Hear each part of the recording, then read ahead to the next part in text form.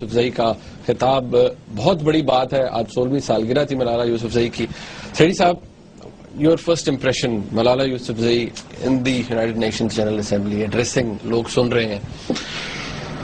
Impression میرا بھی وہی تھا جو آپ کا تھا, اور جو لوگ وہاں ان کو سن رہے تھے سب کی آنکھیں نم تھیں, دل فخر سے پھٹ رہے تھے کہ یہ بچی جس قسم کی وہ باتیں کر رہی تھی, جو انسپریشن دلا رہی تھی لوگوں کو, تعلیم کی, بچوں کی, عورتوں کی, آزادی کی, اللہ تعالیٰ کی, اسلام کی, ہمارے پیارے رسول صلی اللہ علیہ وسلم کی, نیلسن منڈیلا کی, مارٹن لوتھر کنگ کی, کیا حوالہ انہوں نے نہیں دیا امن کا راستہ اور دکھانے کے لیے, اور ٹیررزم کے خلاف.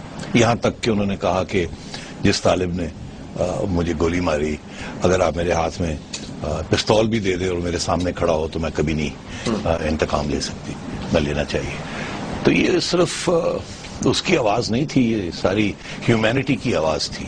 اسی لیے سب نے کھڑے ہو کے ان کو اسٹینڈنگ اوویشن دی, اور مجھے بڑا فخر ہوا کہ ہماری بچی ہے جس نے اتنی دلیری کے ساتھ اپنے ایڈورسریز کو ریزسٹ کیا, اور آج تعلیم کے لیے, بچوں کے لیے, ہر بچے کی تعلیم کے لیے وہ آواز اٹھا رہی ہے.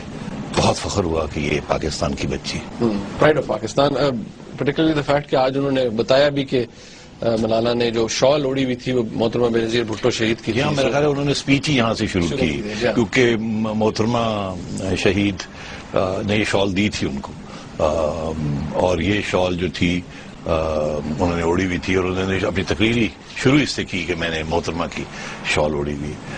بہت ہی ایموشنل مومنٹ تھا ان کے لیے بھی. مگر آپ نے دیکھا کہ وہ جس طریقے سے, جس کانفیڈنس سے انہوں نے بات کی وہاں, حالانکہ انہوں نے اسپیچ لکھی بھی تھی مگر بہت کم اپنے کاغذوں کی طرح دیکھ رہی تھی, آلموسٹ ایکسٹمپور بول رہی تھی, اور جس کانفیڈنس کے ساتھ وہ بول رہی تھی جیسے کہ ان کی دل کی آواز ہے, انہیں رٹنے کی کسی چیز کی ضرورت نہیں تھی.